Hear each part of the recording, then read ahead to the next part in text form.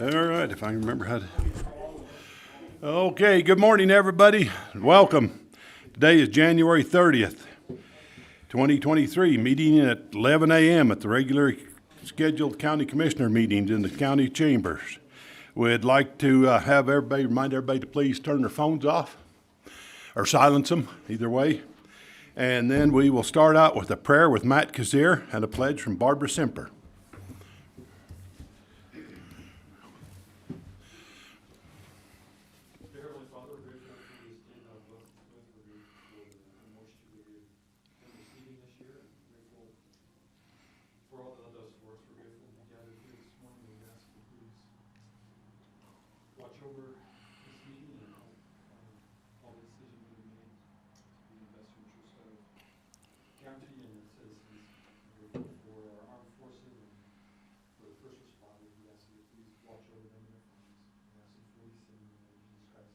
Amen. Amen.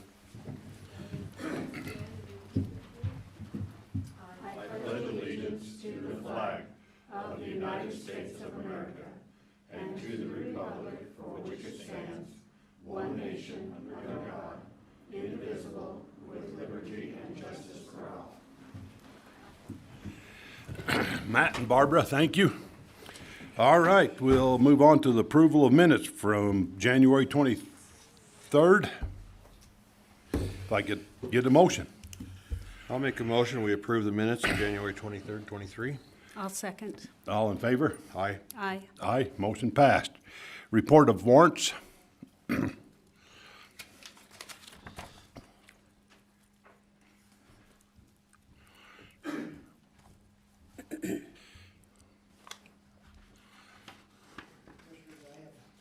try this again. Now we're on. Commissioners, I have warrants from January 27th, the amount of $258,832 even. I'm sorry, would you say that again? $258,832. Okay. All right. Any claims? Commissioners, this entire report is claims. These were not created, modified, or deleted in the auditor's Okay, office. so we don't need a motion to approve them, do we? I think you do, but Okay. legal says It's not different. it's not on the agenda. Yeah. So Okay. we're just dealing with the warrant. Yeah. All right, moving on to business licenses. All right, good morning, Matt Kazir with the Community Development Department. I've got one business license. Today, it's a home-based business. It's called Brush Creek Canvas, and the owner is Turin Walker. The address is 9884 East, 4000 South, here in the Vernal area. Let's see. And the serial number is 68839. This group, they design and sew canvas tarps, tents, and bags. They do this out of their home. They are only using, they have an office inside the home, and they're using an outbuilding, a portion of the outbuilding to do this. The equipment that they have is a typical type sewing machine that you could see in any residential home. And so as long, I guess I should say the zoning is A1 agricultural in this area. And as long as they follow all home-based business rules, there shouldn't be any issues with this business license. Okay, any questions, comments? Okay, I'd look for a motion. I make a motion, we approve the business license of Brush Creek Canvas, and that they follow all home-based business guidelines. Okay, we have a motion. Second, all in favor? Aye. Aye. Aye, motion approved. Thank you. All right, number 4, by mail election services, bid opening and possible award.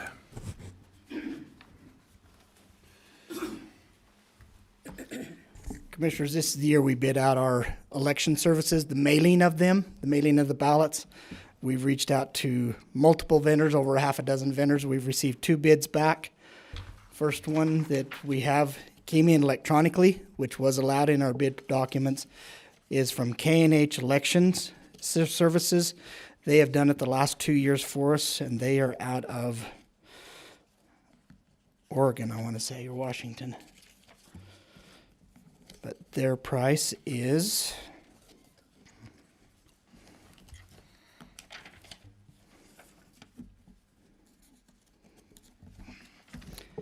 let me find it.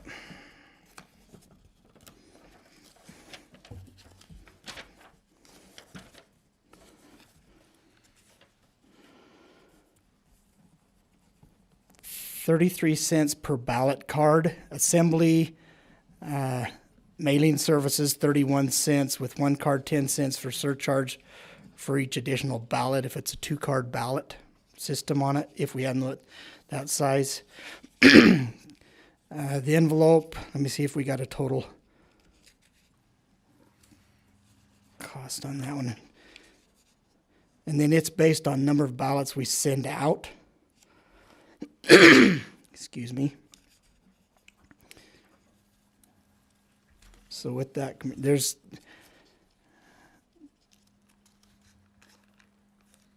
you got different size envelopes. So we received a bid from them. We'll need to go back and dissect it. The next bid was from Sea Change out of St. Cloud, Minnesota.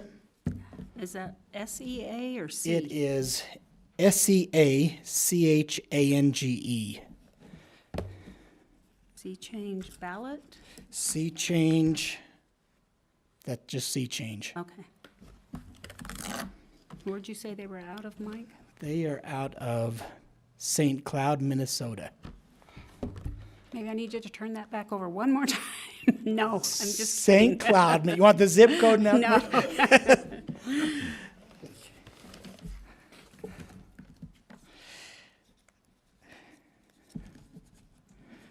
And I'm sure there's going to be all these different. And just for the public, and we do this for a 2-year period.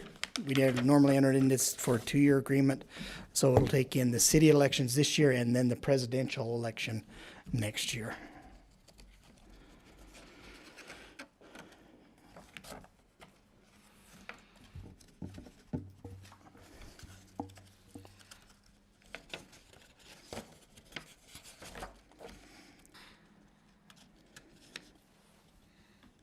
That's test deck.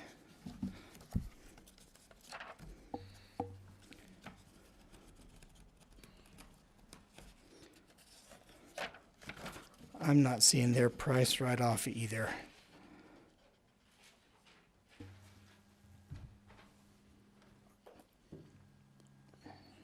Including packet price actual. Anywhere from 31 cents to 18, but we'll need to dissect this and see exactly what that works out to. So commissioners, I'd recommend we take this under consideration. Let us put our numbers in of what we actually do, and we'll present this at a future meeting. All right, sounds good. All right, number 5, purchase of used equipment for airport operations. Ken? Jeff, before we go on, do we need a motion to consider those bids? And, no? Okay.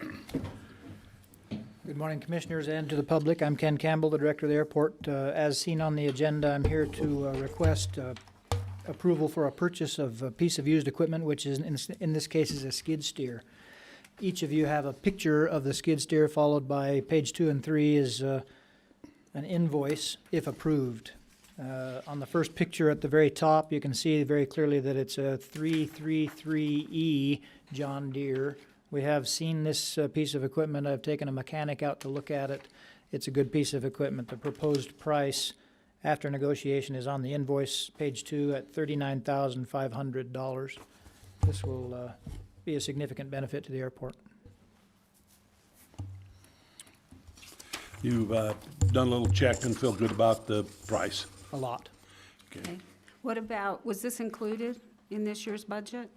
Or is This was not. This was not. This would be funded from monies that we receive from the city and the county for these kinds of purposes, and we have sufficient funds in that account to do this. Not budgeted, though. Okay, We saw it as an opportunity and figured we'd dive on it, if approved.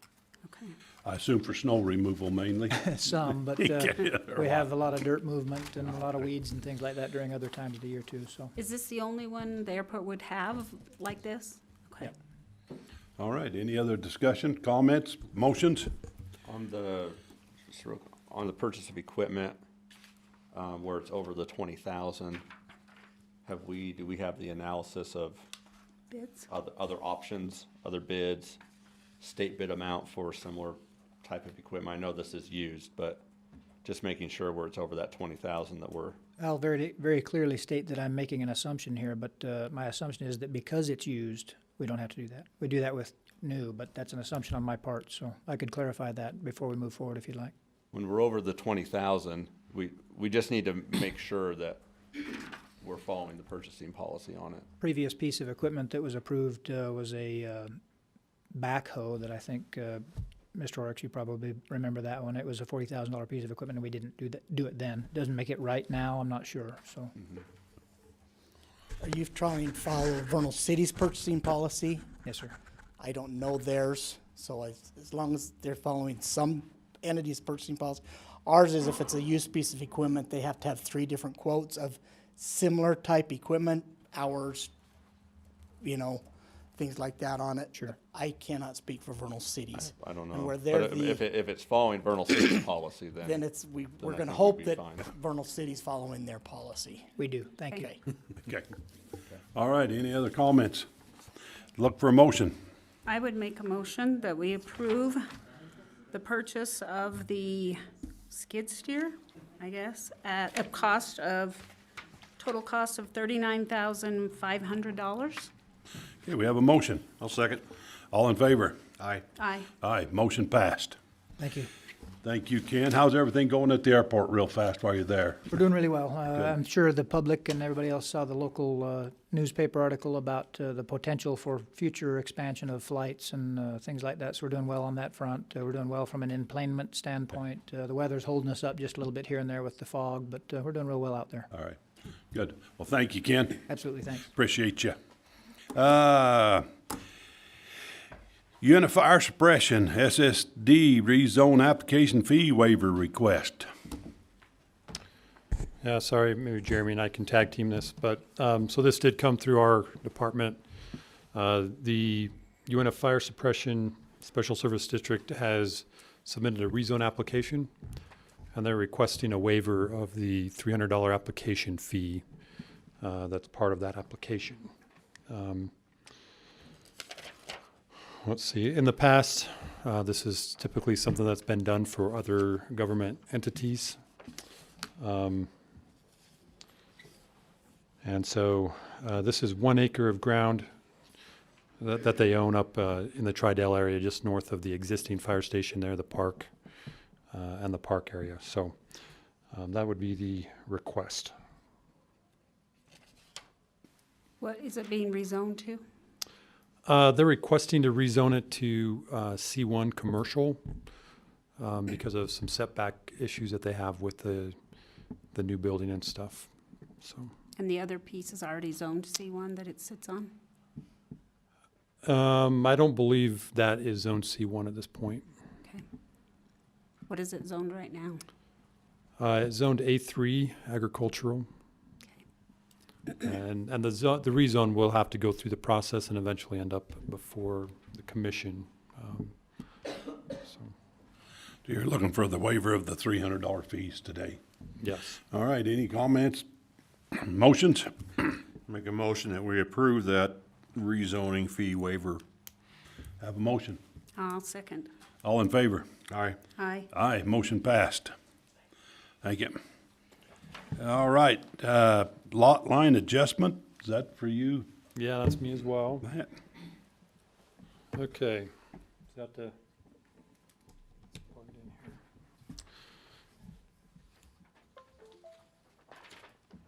here? Okay, this particular one's a little unique. We don't see these very often. It's a lot line adjustment, which are approved through the Community Development Department generally. This one is here in front of you today because as part of the lot line adjustment, they're looking at giving additional right-of-way for a turnaround to the county. So the only board at the county level that can accept dedication of right-of-way is the county commission. So that's what you would be approving today. You're not, you wouldn't be approving the lot line adjustment itself, but approving the dedication of the right-of-way. So with that in mind, let me kind of go through where we're at and what's going on here. So just to kind of get familiar with where we're located here, where the properties are. This is 500 east, 1500 south here. And then this is the airport property over here. And the hashed line down here is the Naples City boundary. So these are the two properties. They are located in the unincorporated county. And you can see this is 1440 South Street. And it currently just dead ends, just a straight dead end. There's no turnaround or anything at this point. It's currently zoned R2, which is a higher density residential. You can have up to a fourplex on properties if you have the right acreage and things like that. Okay, so here's what we have, just to give you all the information. This part in purple is part of the profit subdivision. The part in this green color is not currently part of the profit subdivision. It was vacated several years ago through a recorded document, is my understanding. And so we're dealing with one lot that's in a subdivision and the other parcel that's outside of a subdivision. This is what they're wanting to do. They're wanting to adjust. So this lot came down here, and they're wanting to move the line up here to make this lot bigger. This lot would get a little smaller, and then they would, instead of the right-of-way coming and just dead ending like that, they're wanting to give additional right-of-way to provide a turnaround for emergency vehicles.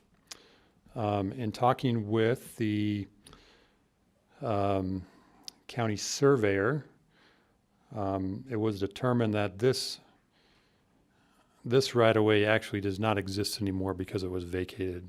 And I believe he talked to Brenda about that as well. And so,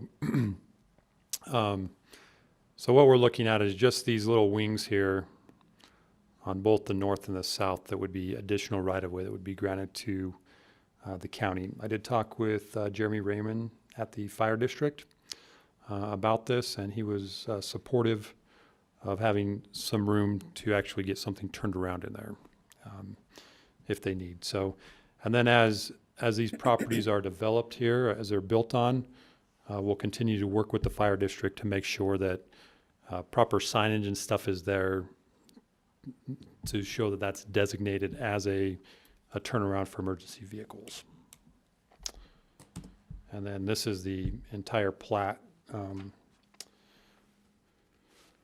that's here. So I think I covered everything. Let me just do a quick browse here and make sure I got everything that you needed. Yeah, I believe that's everything. So. Matt, can you go back one more picture? Yeah. My question is, what's going to happen to that little building straight dead ahead? It's gone. It's already gone? Okay. I just didn't know if that was someone's shop, shed. We were going to have to worry about that. So it would just come into there. So right now, they're not dealing too much with that hashed teal-colored one, other than extending that lot over to encompass some of that one, correct? Yeah, so what'll happen is this line, there's a line right here that splits the two lots. That line's going to be moved to here. Okay. And that's part of the lot line adjustment that our office We'll be dealing could with. approve. And then they're going to add in the wings here on the north and on the south. That would be additional right-of-way for the road. Does that leave, is that lot buildable right now, the hashed teal lot? Yes, both lots are currently buildable lots. Would the other one be buildable if we do these wings in this right-of-way? Yes, they'll still be buildable Be lots. buildable? Okay. Yes. We're just accepting the kind of the hammerhead, basically, to Yes. extend that. So you're accepting, so right now, the county has basically to there. So you're just accepting these, the little portions here that kind of run outside of that current right-of-way that we have. Okay. Okay. Any other questions or comments? Motions? I would make a motion that do we say approve the dedication of this additional right-of-way? That's what it is on the agenda? Okay. Okay. All right, we have a For- motion. Oh, sorry. Oh, I'm sorry. I was just gonna say, Oh, I don't know if I need to mention both properties. It's at 636 East, 1140 South, serial number 549-147, and 641 East, 1440. I think that's supposed to be, Oh, whoops. says west. That should be south, yeah, I'm sorry. yeah, south, serial number 54915. all right, we have a motion. I'll second. Second, all in favor? Aye. Aye. Aye, motion passed. All right, thank you. Thank you, All right. Mr. Walker, for cooperating with this. Policy leave, 400, Tanya Craven.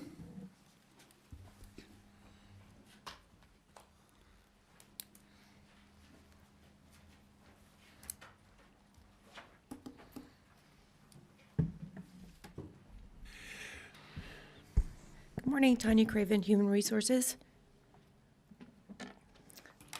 We had a wonderful workshop this morning, so I just want to take a quick minute and thank everyone who was able to come and participate in that time. So some of the things that we're going to go over this morning were in discussion. Some, I believe, we'll be able to hopefully move forward and implement. The first section under 1, conditions of leave E, as per the discussion time this morning in our open meeting. I just wanted to address that and bring that forward in our commission meeting. I believe we're still taking comments and concerns from the meeting this morning, and this would, my understanding, still remain as a discussion topic that we're going to continue to build on and take some input from our employees and then also legal and see how it would be best to move forward regarding this topic. Yep. Okay.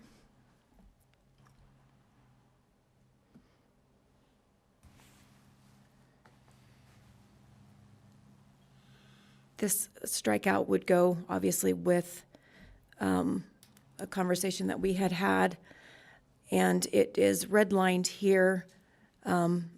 And I believe that we had it as a creation. So I just wanted to make sure that it was as a strikeout because we had talked previously about if we were going to pay out excess hours at the end or if we were going to remove those. And I believe with continuing conversation, the best course forward would be to maintain the policy as it was set and consider this a strikeout and just keep the policy as it was previously written. And then continuing. Unless there's questions? No? Okay, wonderful. Let's see. That one went with the previous. Okay. This again was covered in our topics this morning. It was presented at the last commission meeting if there would be a change in how our sick leave reserve bank was handled. And out of conversation this morning, it was discussed that the best course of action would be to maintain the policy as written and not to make any changes regarding that. So that will go as a strikeout in those right there as well. The topic where we will see some change will be the next, which will be our bereavement policy. So I get down to it. Everything else will remain the same. So with bereavement, Senate Bill 63 provided the 3 days or the 24 hours of granted time off, and it was brought up last week at the commission meeting to make this a universal policy. and to also make the change that employees are provided this at hire and not have to wait the full year before they're eligible for this time off.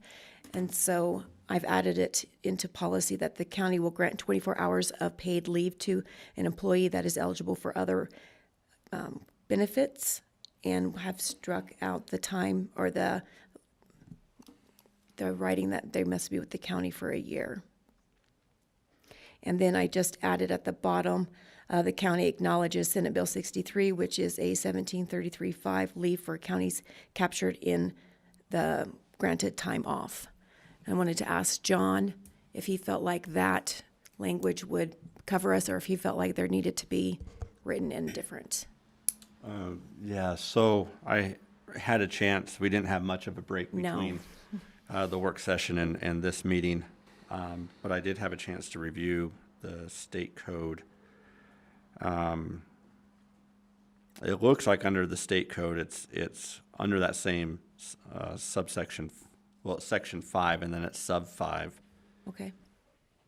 that we need to provide at least 3 work days, which this does, of paid bereavement leave for an employee following the end of an employee's pregnancy by way of miscarriage or stillbirth, or following the end of another individual's pregnancy by way of miscarriage or stillbirth, if, and then it goes on and defines those circumstances. But it appears under state code, and I just don't want to be the test case on it, that the state legislature is saying whenever you have a miscarriage or a stillbirth, you get your 3 days. So we want to make sure Where that that is here, multiple. we're just saying that any calendar year, you're getting your Okay. 3 days. But I think for bereavement under, Under that bill, we need to provide yeah, it under for multiple miscarriage or stillbirth, opportunities. the way Okay. the code's written, it just says we have to provide 3 days for either one, for any occurrence, which So that needs to be it could, separated still. I mean, biologically, it could happen. Yes. Right? I mean, you could have multiple stillbirths within a calendar year, or miscarriages. So I think we need to have that separate and just say Okay. it's its own policy subject to state code. Okay, so.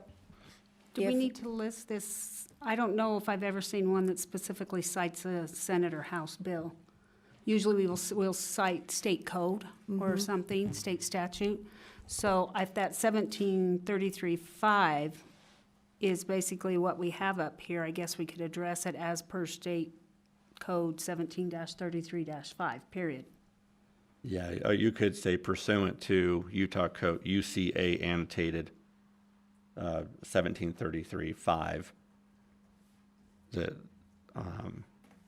the county provides. Let me just come down to your computer. Yeah. I'm just, We worked out a lot of this in the work session, but. this language we didn't work out, and we did have the Senate Bill 63 was part of our language previously. Oh, is everyone okay? Let's see, can I just, Yep, if we did something like, where's your cursor? Okay, right there. okay.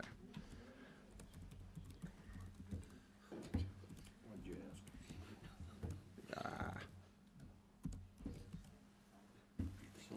You've got the code right there. Thank you for your patience. Now we can move forward with it.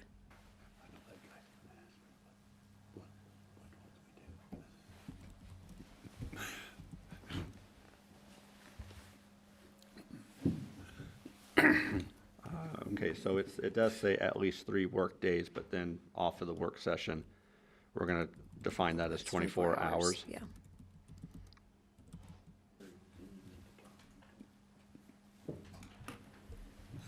And then stillbirth. Or are you not going to define that?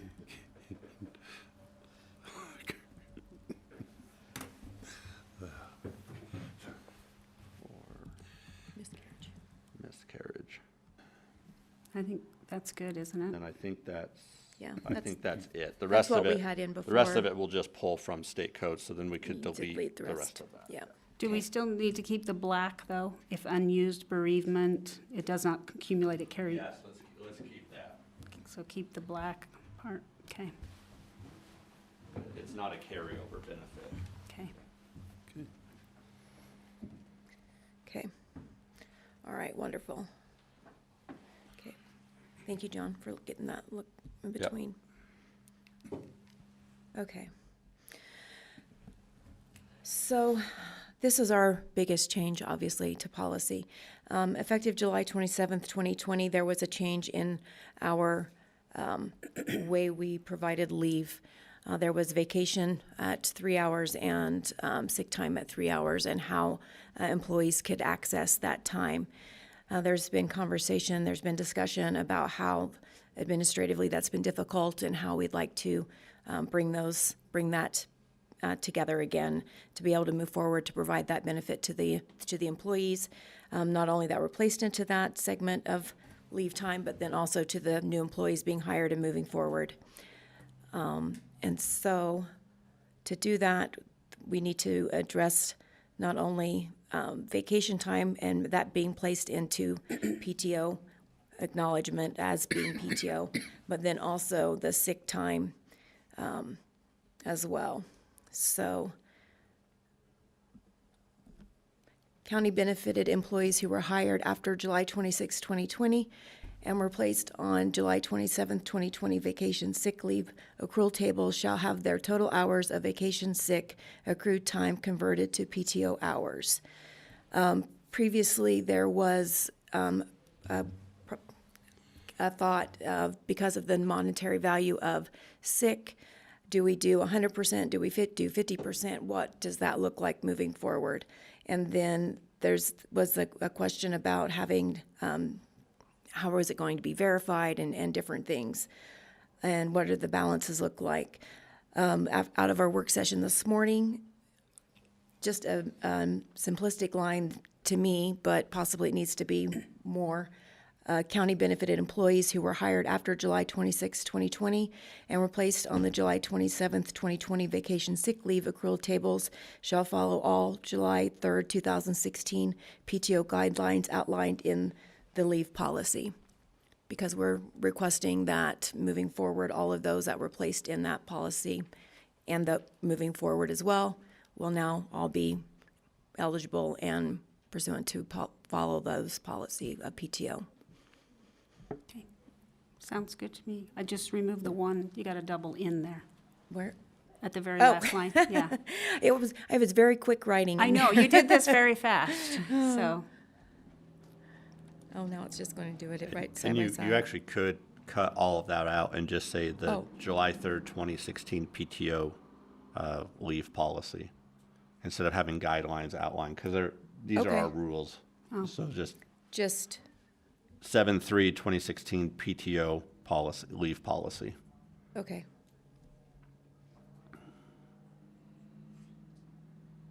So just take that out? All the rest of it, well, yeah. You can just take out in the, Oh, yeah. So all my spacing is all crazy right now Okay. Yeah. because of that's all the okay. changes. I'll clean it up. Yep. Why is that? and then with that, just say shall follow the 7/3, because it, since we're changing the sentence, it kind of changed that word. No, Oh, sorry. Sorry. Delete Are that you- out, before 7/3/2016. Where are you looking? Change all to the, before the Oh, date. right here. Yeah, Okay, I think that reads, okay, wonderful. yeah, I think that reads correctly now. And then this would, obviously, we've got amended, it would be effective as of, I think to be nice and clean, it would be nice, and I don't know legally how this would work, but if, for payroll, if we could have it be effective the first of either this previous payroll period or, Does this roll over what they have, though? this will So- roll over what they have, but I guess so So it would be moving forward. effective immediately? Yeah. And then that, from here And then moving everything forward? moving forward, yeah, Yeah. that makes sense. Okay. I'm always just used to thinking of splitting. I know. I don't think we have to go back, because we're actually rolling all Yeah. that into the PTO. So from current, effective immediately and Yeah, moving as of forward. today. Was that the last item? I believe so, believe it or not. That's the end.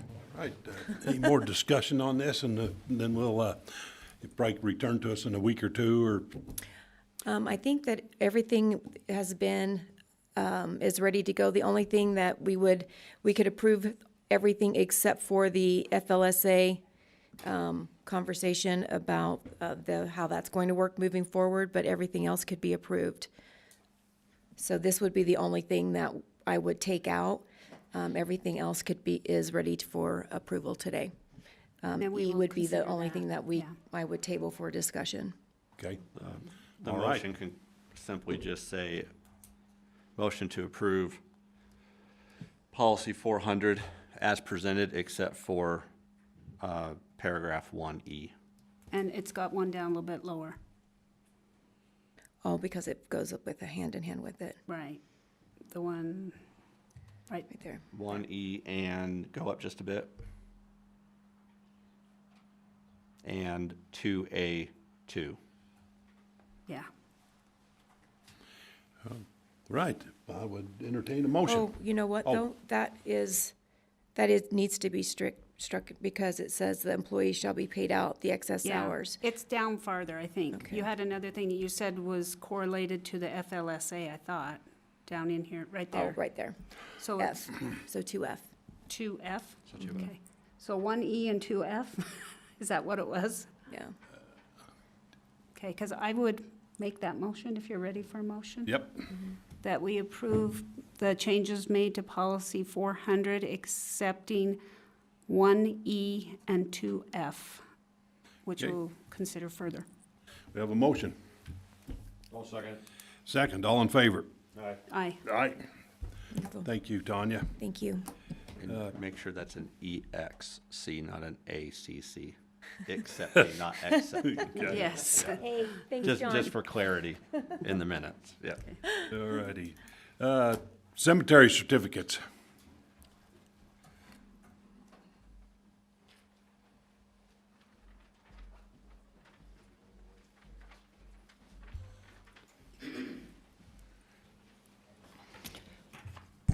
Commissioners, first one, LaPointe Cemetery, Barbara Jensen, Block 94, Lot A, spaces 5 and 6. Rock Point Cemetery, Phase 2, Stephen Evans and Lisa Evans, Block 334, Lot D, spaces 10 through 12.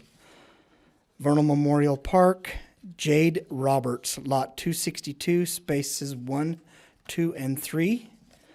And continuing Vernal Memorial Park, Camille Cook, Lot 261, spaces 5 and 6. Okay. Looking for a motion? I'll make a motion to approve cemetery certificates as presented by Mr. Wilkins. I'll second. Okay, all in favor? Aye. Aye. Motion passed. Tax matters. No tax matters. Public comments. All right, we have the need for a closed session today. Are we going to adjourn into the small conference room or stay here? If we could recess to the small conference room, that'd be great. And let's give it 15 minutes. I've got to do an interview, so maybe Okay. if we could, Yeah. just give us 15 minutes. I'm fine. You'll make that motion? Got a motion? I'll second. Second it. All in favor? Aye. Aye, we are in closed session in a minute.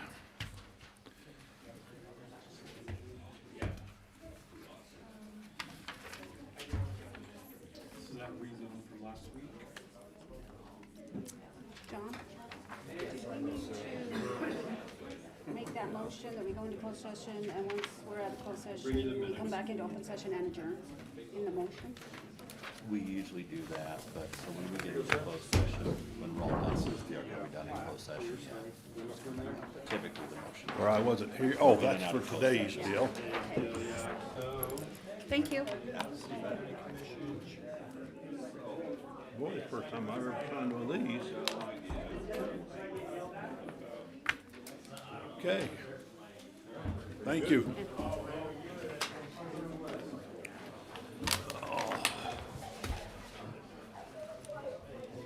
Ty, how are you doing?